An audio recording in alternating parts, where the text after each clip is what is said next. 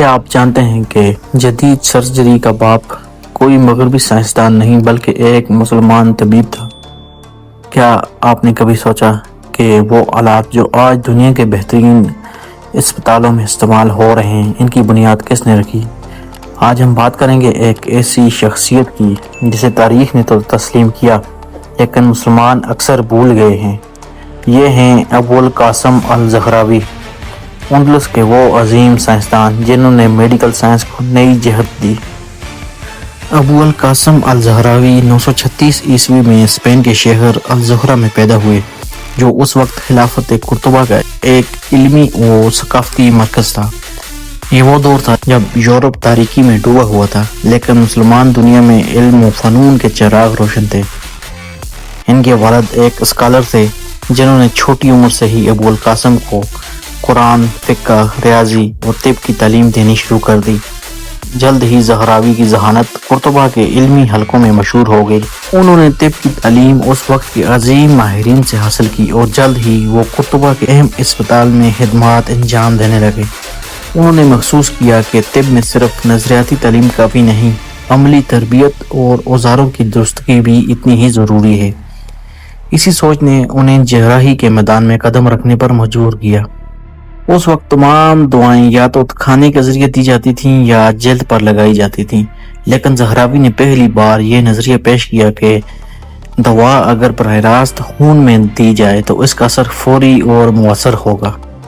اسی بنیاد پر انہوں نے سرنج کا تصور پیش کیا اور ابتدائی انجیکشن ٹیکنیک متعارف کروائی۔ یہ آج کی میڈیکل سائنس میں ایک بنیادی تصور ہے، مگر اس کی بنیاد ایک مسلمان سائنسدان نے رکھی۔ الزہراوی نے 200 سے زائد جراحی کے آلات تیار کیے، جن میں کینچی، فورسپس، کیتھیٹر، زخم سینے کے لیے سوئی، کان، آنکھ، گلے اور دانتوں کے مخصوص اوزار وغیرہ شامل ہیں۔ یہ تمام آلات نہ صرف اس وقت بلکہ صدیوں تک مغربی دنیا میں بھی استعمال ہوتے رہے ہیں۔ الزہراوی کا سب سے بڑا کارنامہ ان کی مشہور کتاب التصریف لمن عجز عن التعلیف ہے۔ یہ کتاب 30 جلدوں پر مشتمل ہے اور ہر جلد طب کے مختلف شعبے پر ہے۔ اس میں فارماکولوجی، سرجری، انٹومی، جلدی امراض، دانتوں کی سرجری، خواتین کی صحت کا تفصیل سے ذکر کیا گیا ہے۔ یہ کتاب تقریباً 5 صدیوں تک یورپ کی میڈیکل یونیورسٹیوں میں بنیادی نصاب کے طور پر پڑھائی جاتی رہی۔ الزہراوی کی کتاب کا لاطینی ترجمہ لیبر الزہراویس کے نام سے ہوا اور مغربی دنیا نے پہلی بار سائنس اور طب کو عملی بنیادوں پر سیکھنا شروع کیا۔ مشہور مغربی سرجن گائی دی شولک نے کہا کہ میں نے الزہراوی سے زیادہ باعمل طبیب آج تک نہیں دیکھا۔ یہ وہی دور تھا جب مغربی دنیا ابھی جدید میڈیسن کے آغاز کی تلاش میں تھی اور ایک مسلمان سائنسدان نے انہیں راستہ دکھایا۔ الزہراوی نہ صرف ایک عظیم سائنسدان تھے بلکہ ایک سادہ مزاج، متقی اور نیک انسان بھی تھے۔ وہ ہمیشہ کہتے تھے کہ علم اللہ کی امانت ہے اور اس کا غلط استعمال نہ کرو۔ انہوں نے کبھی دولت یا شہرت کی خواہش نہیں کی۔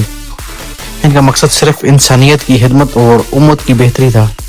آج اگر ہم دنیا کے بڑے سرجیکل سینٹرز میں جائیں تو وہاں الزہراوی کے بنائے گئے اصول، طریقے اور اوزار کسی نہ کسی صورت میں ضرور نظر آتے ہیں، لیکن افسوس آج ہمارے نوجوانوں کو ان کا نام بھی معلوم نہیں۔ یہ ویڈیو ان تمام مسلمانوں کو یاد دلانے کے لیے ہے کہ ہمارا ماضی عظیم تھا اور اگر ہم علم، تحقیق اور اخلاقی اصولوں پر واپس آئیں تو ہمارا مستقبل بھی عظیم ہو سکتا ہے۔ اگر آپ کو لگتا ہے کہ ایسی شخصیت کو دنیا کے سامنے آنا چاہیے تو اس ویڈیو کو لائک اور شیئر اور کمنٹ ضرور کریں۔